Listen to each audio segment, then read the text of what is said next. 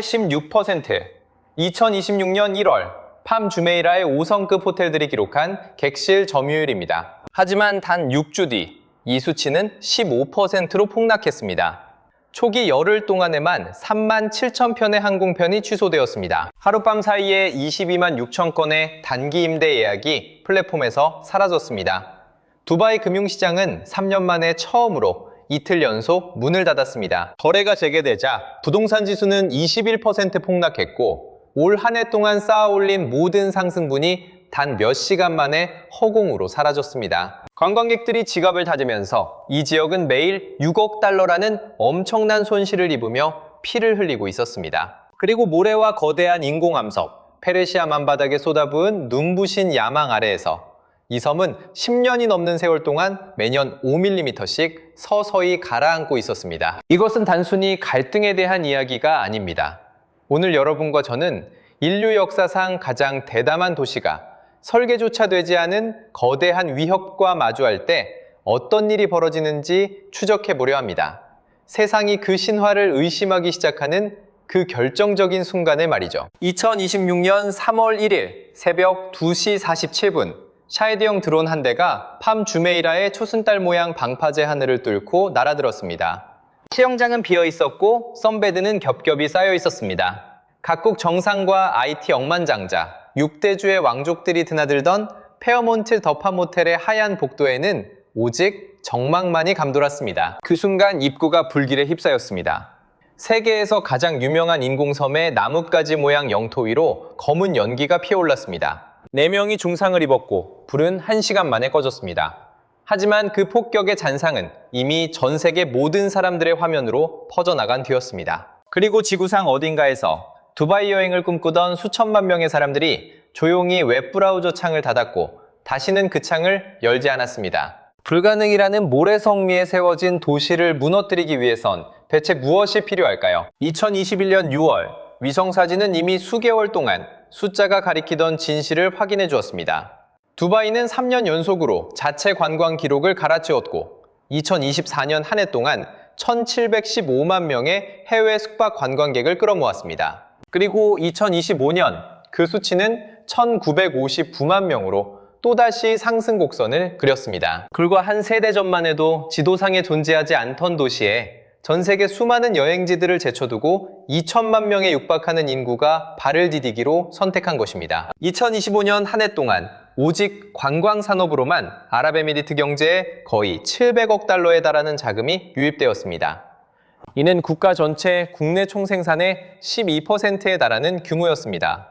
두바이 경제관광부는 2026년 목표치를 2140만 명으로 내다보고 있었습니다. 이러한 성장은 단순히 지속 가능한 것을 넘어 마치 정해진 운명처럼 보였습니다. 대체 두바이가 어떻게 이런 정점에 도달할 수 있었을까요?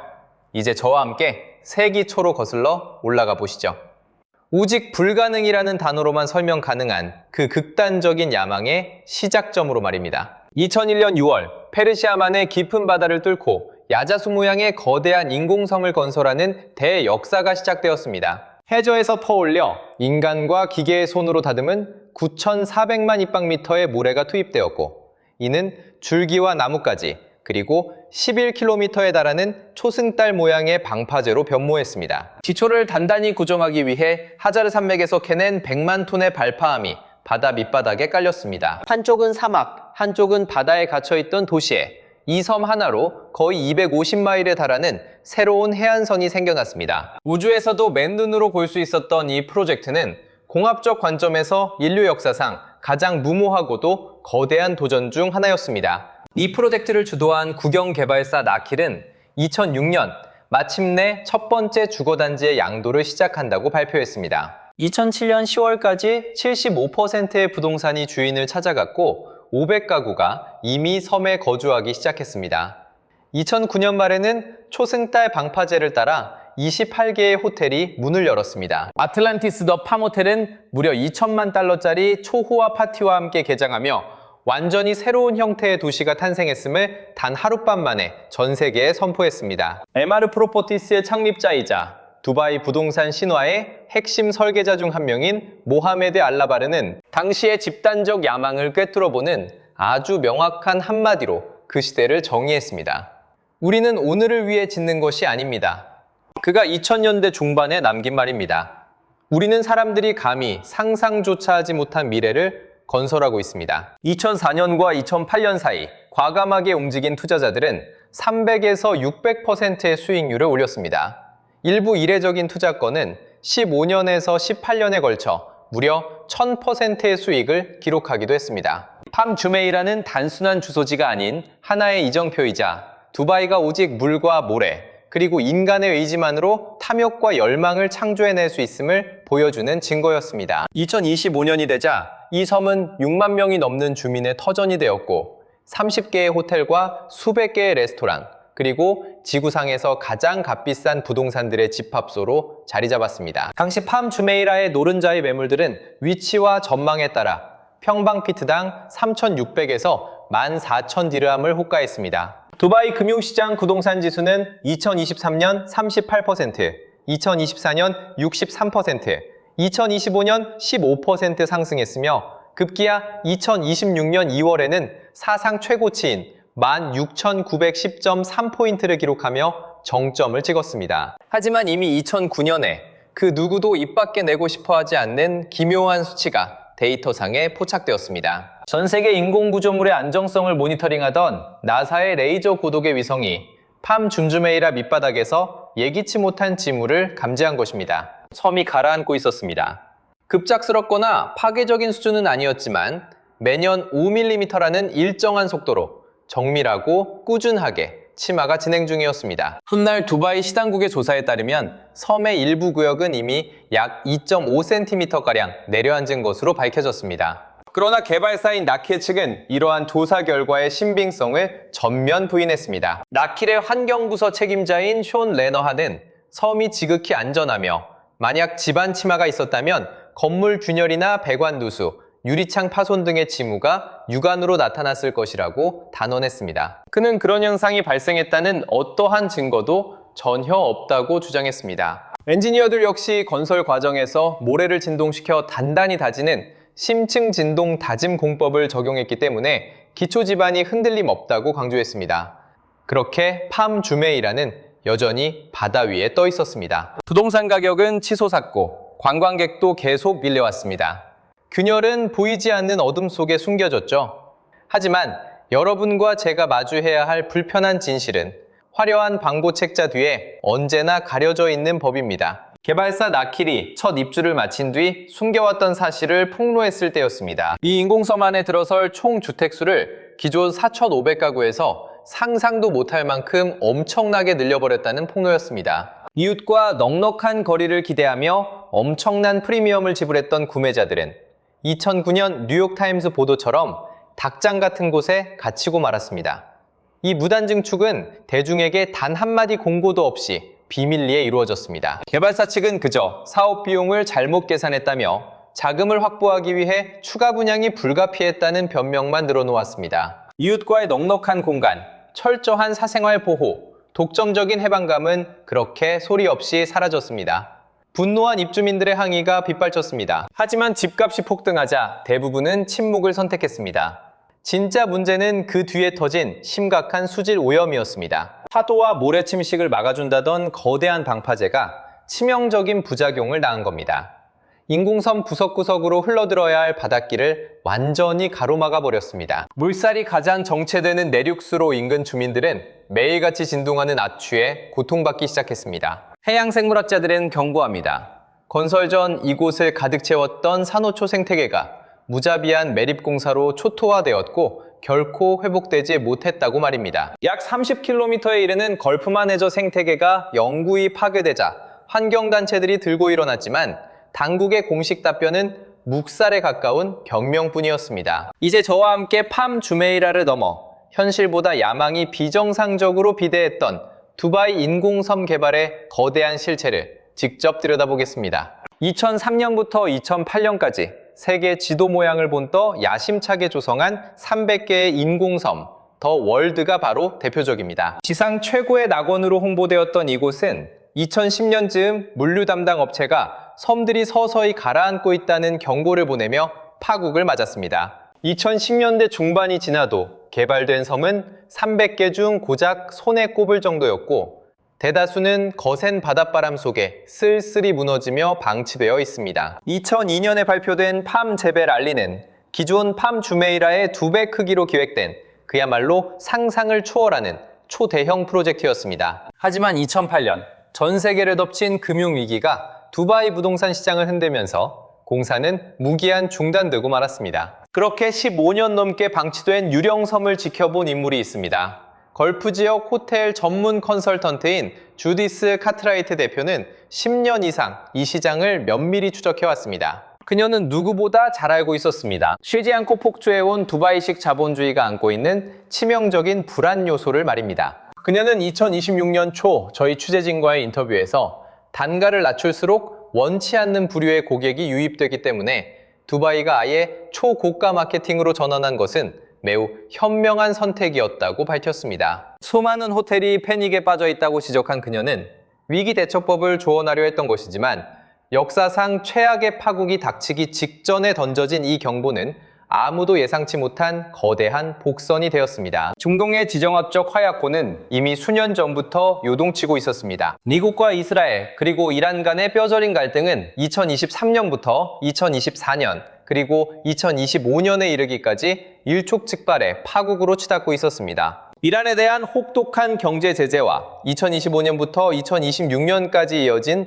피비린내 나는 이란 반정부 유혈 진압 사태는 갈등의 기폭제였습니다. 여기에 미군의 전례 없는 군사력 증강까지 더해지자 걸프 지역 안보 전문가들은 폭발 직전의 위기 상황을 정책 보고서와 온갖 회의실에서 경고해 왔습니다. 은밀한 외교 채널 속 경고들을 무시한 채 두바이는 이 참혹한 전쟁의 역사에서 홀로 비껴가 있다는 위험한 착각에 빠져 있었던 건 아닐까요? 그 어떤 전쟁의 불길도 닿지 않는 안전한 자본과 임재들의 해방구라는 믿음만이 두바이를 지탱하는 유일한 신뢰 자산이었던 것입니다. 주변국의 참혹한 위기 속에서도 홀로 평화를 누려온 두바이의 방공망은 역사상 단 한 번도 진정한 시험대에 오른 적이 없었습니다. 2026년 2월 28일 방전까지는 말입니다. 그날 낮 12시 53분 미국과 이스라엘이 이란 군사시설에 대규모 정밀 타격을 감행하면서 파국이 시작되었습니다. 보복에 나선 이란 군부는 아랍에미리트를 향해 앞으로 수일간 지속될 처절한 미사일과 드론 폭격의 첫 번째 포문을 열어젖혔습니다. 최우선 표적은 미군 기지들이었습니다. 이란의 미사일들이 아부다비 알다프라 기지로 날아들었고 대부분 요격되었지만 불타는 파편들이 자이드 국제공항 인근 민가로 무자비하게 쏟아졌습니다. 파키스탄 국적의 노동자 한 명이 파편에 맞아 숨졌고 7명이 부상했으며 코르니슈 전역은 거대한 폭발음과 공포에 휩싸였습니다. 알다프라 기지 위로 검은 연기가 치솟았고 공습은 순식간에 확산되었습니다.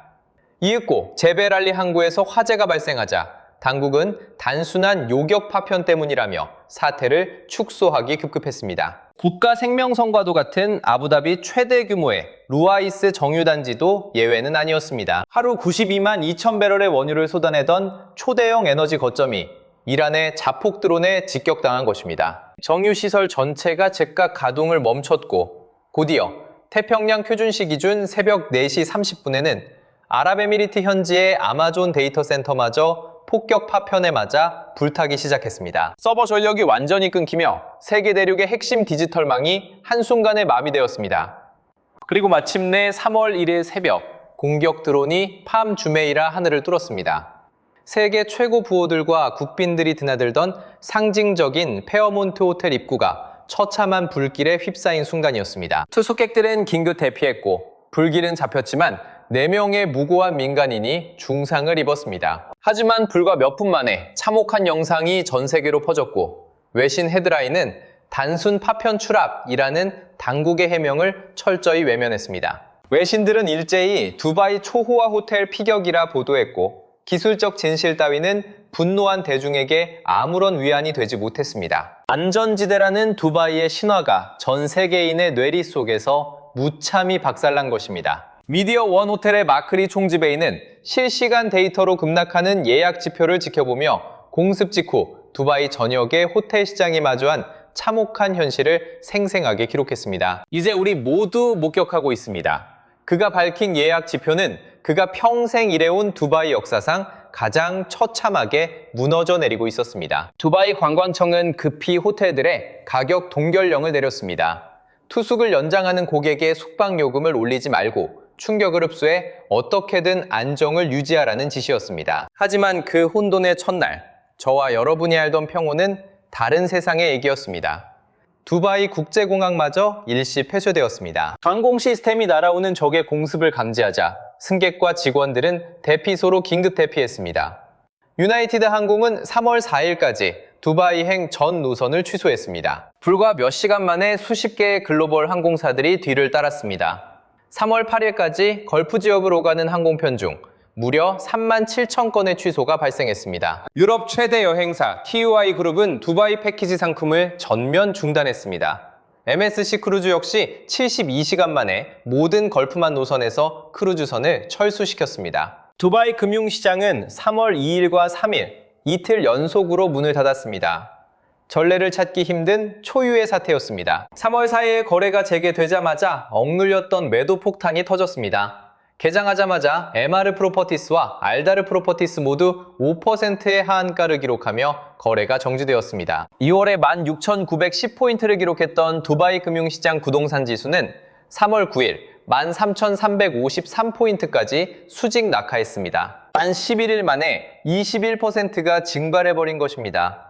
신규 주택 매수 문의는 약 45% 급감했고 계약 체결은 전면 중단되었습니다. 3월 2일부터 9일 사이의 일주일 동안 두바이 토지부가 기록한 부동산 거래는 3,570건, 11.93빌리언 디르함에 불과했습니다. 이는 지난 1월 한 달 동안 기록한 72.4빌리언 디르함의 대기록과 비교하면 그야말로 처참하게 짝이 없는 성적표였습니다. 역대 최고치를 기록했던 부동산 시장의 신화는 그렇게 깨졌습니다.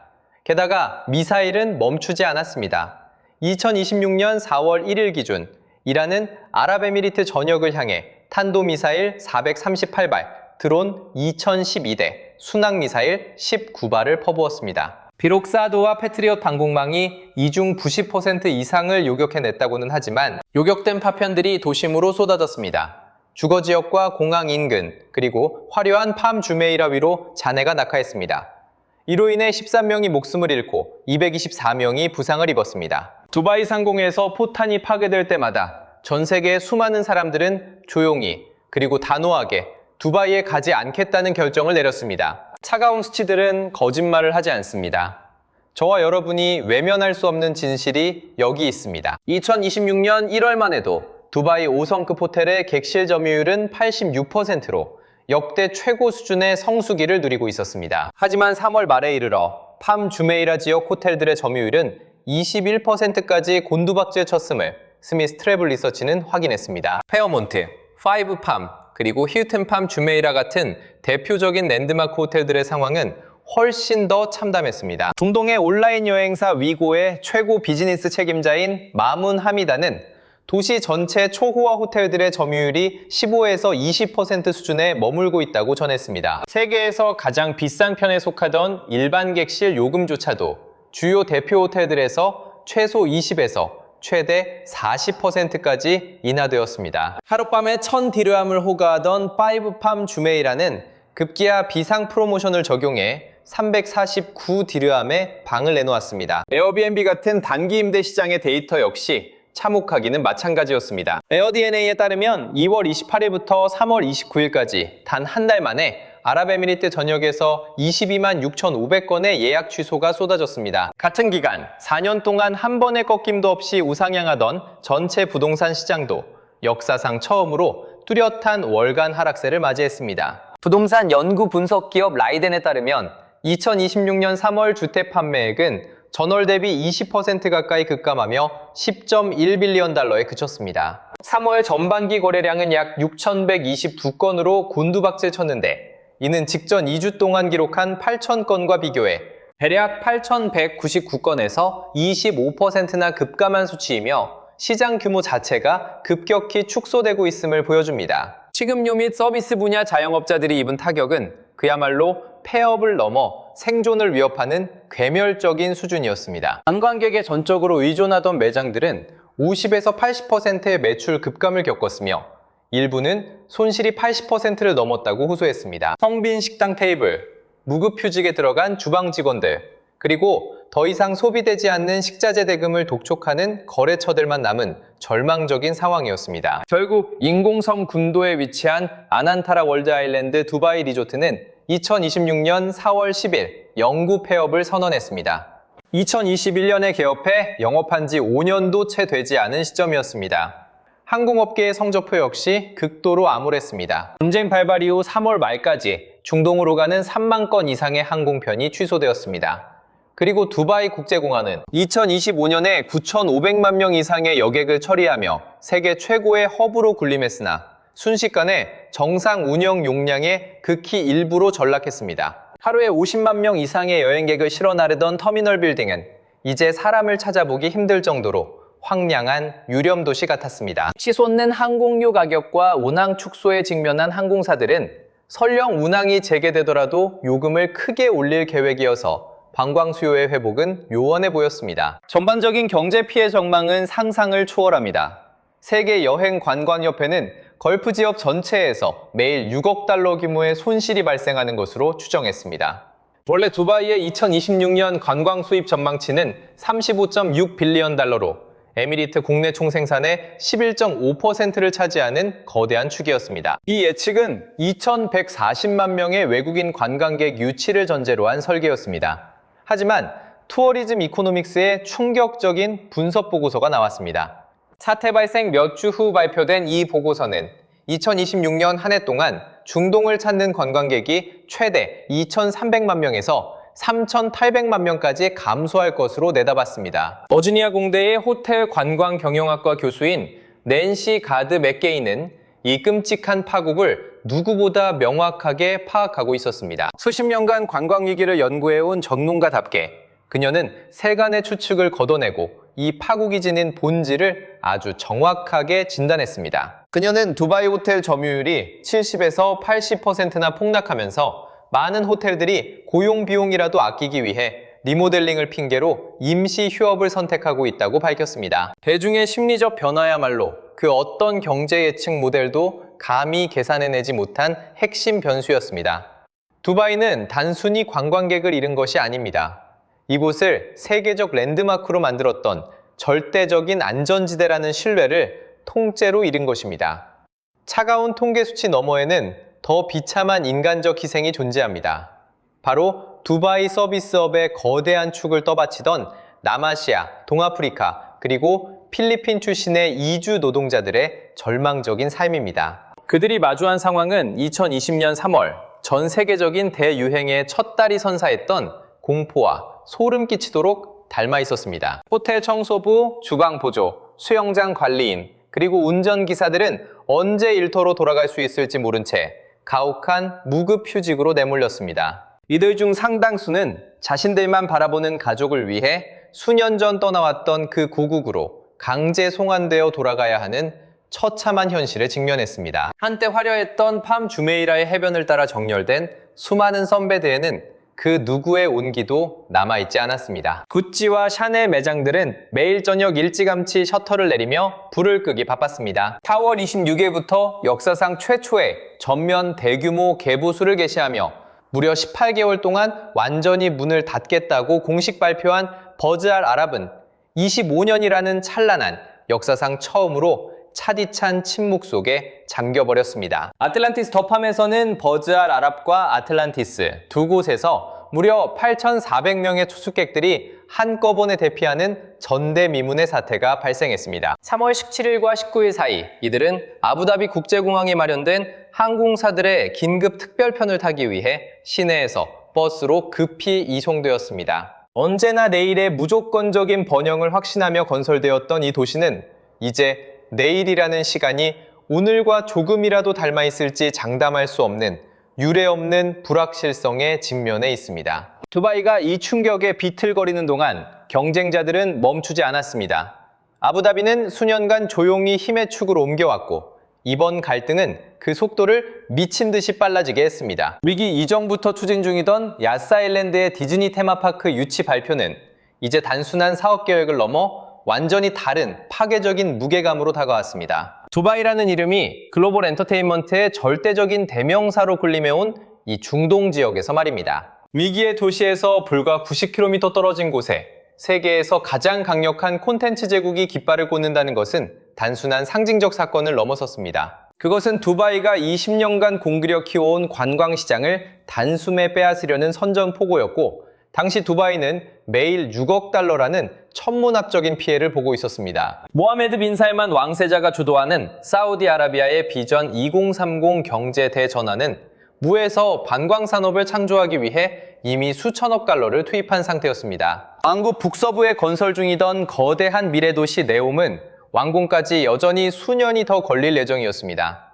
하지만 끊임없는 자금 유입, 공격적인 마케팅, 그리고 대규모 국제 행사의 강박적인 유치는 이미 전 세계 자본의 눈길을 사우디로 돌려놓고 있었습니다. 실제로 사우디의 관광 부문은 2023년과 2025년 사이에 22%나 성장했으며, 이 상승세는 전쟁의 포화 속에서도 결코 멈추지 않았습니다. 오히려 걸프 연안의 불안정성 속에서 직접적인 화염으로부터 지리적으로 안전하게 비껴가 있는 사우디의 홍해 해안 개발 프로젝트들은 투자자들에게 기회로 보였습니다. 항공 허브인 카타르 도하 역시 이 갈등에서 자유롭지 못했지만, 그들은 차원이 다른 국가적 지원 아래 소규모 항공사들이 도산하는 틈을 타 공격적으로 움직였습니다. 카타르 항공은 정부의 막강한 자금력을 바탕으로 경쟁사들이 무너지는 사이 공중에서 길을 잃은 우회 항공 노선 승객들을 가차없이 흡수했습니다. 두바이 국제공항을 거쳐가려던 전 세계 여행객들은 카타르가 이미 수십억 달러를 들여 확장해둔 하마드 국제공항으로 급속히 빨려 들어갔습니다.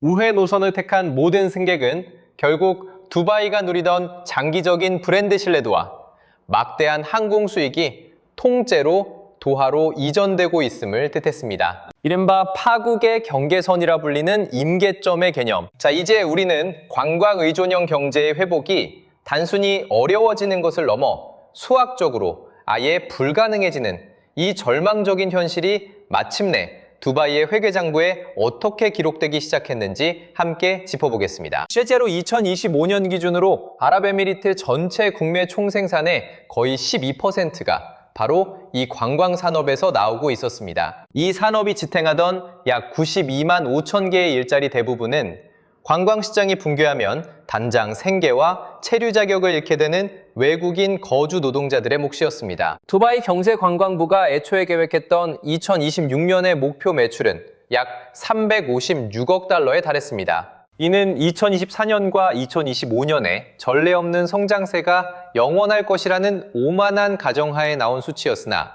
이제 중동 전역에서 최대 3,800만 명의 관광객이 증발할 위기입니다. 이 막대한 손실은 결코 일시적인 하락세나 가벼운 경기 침체가 아니었습니다. 이것은 이 정도 규모의 파괴적인 충격을 흡수할 수 있는 대체 경제 기반이 전혀 없는 사막 위의 도시에 닥친 비즈니스 모델 자체의 구조적 붕괴형이었습니다. 마침내 2026년 4월 7일 도널드 트럼프 미국 대통령은 파키스탄의 셰바즈 샤리프 총리의 중재로 이란과의 2주일간의 임시 휴전 협정을 전격 발표했습니다. 글로벌 시장은 즉각 요동쳤습니다. 4월 8일 두바이 금융시장 종합지수는 무려 8.5%나 폭등하며 2014년 12월 이후 사상 최대의 하루 상승폭을 기록했습니다. 당일 거래량 역시 이전 거래일보다 무려 5배나 급증하며 올해 최고치를 가볍게 경신했습니다. 무자비한 투매 장세에서 가장 큰 희생양이 되었던 우량 부동산과 은행 주식들이 이 반등을 이끌었고, 매일 전 세계 석유와 액화 천연가스의 5분의 1이 지나는 호르무즈 해협도 마침내 다시 열리기 시작했습니다. 마침내 2026년 4월 17일 아바스 아락치 이란 외무장관은 휴전 기간 동안 모든 상선에 해협을 완전 개방한다고 선언했고, 유가는 13% 넘게 급락하며 유조선들의 통행이 재개되었습니다. 며칠 사이에 두바이의 부동산 매물 문의는 무려 75%나 폭증했습니다. 해외 투자자들이 분석가들이 말하는 소위 전쟁 이후의 회복 주기를 선점하기 위해 발빠르게 움직인 것입니다. 하지만 휴전은 결코 종결이 아닙니다. 파괴적인 미사일은 이미 팜 주메이라 한가운데에 떨어졌습니다. 헤어먼트 호텔 위로 자욱한 연기가 피어올랐고, 그 충격적인 영상은 지구 반대편까지 실시간으로 퍼져나갔습니다. 1월에 86%였던 객실 점유율은 3월에 이르러 결국 정상 요금의 3분의 1 토막이 났습니다. 아난타라 월드 아일랜드는 완전히 영구 폐업했고 세인트 레지스 두바이마저 무너졌습니다. 더팜은 예약을 전면 중단했으며 주메이라의 상징적인 플래그십 호텔은 18개월간 문을 닫는 치욕을 겪었습니다. 두바이가 스스로를 가두었던 그 어떤 지정학적 위기도 초월할 수 있다는 오만한 환상이 깨지면서 발생한 이 심리적 내상은 단순한 외교적 서명 한 장으로 결코 되돌릴 수 없습니다. 이전의 모든 위기에서 두바이는 보란듯이 살아남았습니다. 2008년도, 2020년도 마찬가지였습니다. 하지만 이제 문제는 무너진 빌딩을 다시 세울 수 있느냐가 아닙니다. 과연 그들이 약속했던 신화가 살아남을 수 있을까요? 시간은 이미 흐르고 있습니다. 이제 저와 함께 그 추적의 기록을 확인해 보시죠. 2026년 2월 28일부터 4월 27일 사이 아랍에미리트는 미국과 이스라엘의 공습에 대한 보복으로 이란이 발사한 탄도미사일과 드론, 순환미사일 등 2,800개가 넘는 발사체의 표적이 되었습니다. 13명이 목숨을 잃었고 224명이 다쳤습니다. 팜 주메이라의 호텔 투숙률은 86%에서 15%로 곤두박질 쳤습니다. 22만 6천 건의 단기 임대 예약이 취소되었고 3만 7천 편의 항공기가 발이 묶였습니다.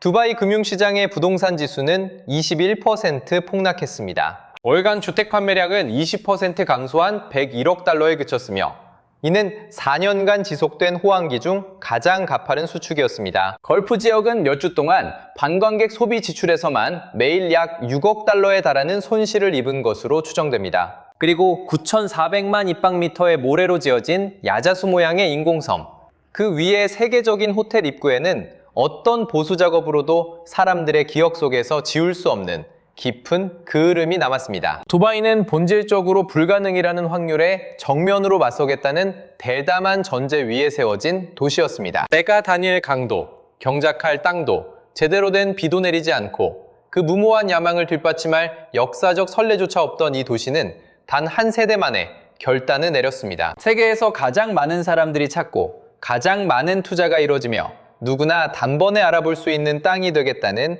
결단 말입니다. 두바이는 화려한 사치보다 더 강력한 무언가를 팔아 성공했습니다.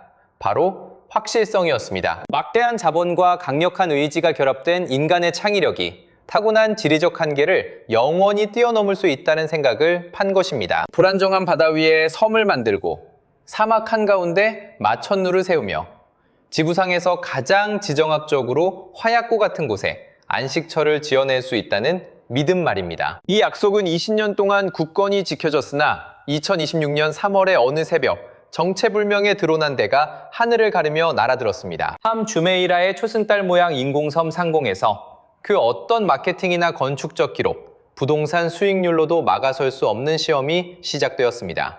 드러난 것은 두바이의 실패가 아니었습니다. 그곳에서 우리가 마주한 진실은 경이로운 모든 것은 동시에 극도로 취약하다는 엄연한 사실이었습니다. 도시를 돋보이게 만든 그 대담함이 역설적으로 외부의 위협을 차단할 수 없게 만든다는 점, 그리고 제 아무리 정교하게 다져진 모래라도 결국은 모래일 뿐이라는 점입니다. 안전하겠다는 약속은 오직 그것이 지켜진 마지막 순간만큼만 유효할 뿐입니다. 여기서 우리는 한 가지 질문을 던지려 합니다. 두바이의 가장 큰 자산이 주변 정세의 위험으로부터 완전히 벗어나 있다는 믿음이었다면, 그 믿음이 단 한순간이라도 세상 앞에서 산산조각 났다면 이제 이 도시는 무너진 건물이 아닌 붕괴된 정체성을 어떻게 다시 세워야 할까요? 도시의 상징적인 랜드마크 위로 검은 연기가 피어오르는 강렬한 이미지의 충격에서 과연 이곳이 온전히 회복할 수 있을까요? 아니면 그 어떤 신화도 더 이상 예전처럼 설득력을 가질 수 없는 한계선에 도달한 것일까요? 여러분의 생각이 궁금합니다. 그 답이야말로 지금 우리에게 가장 중요한 열쇠가 될 것입니다.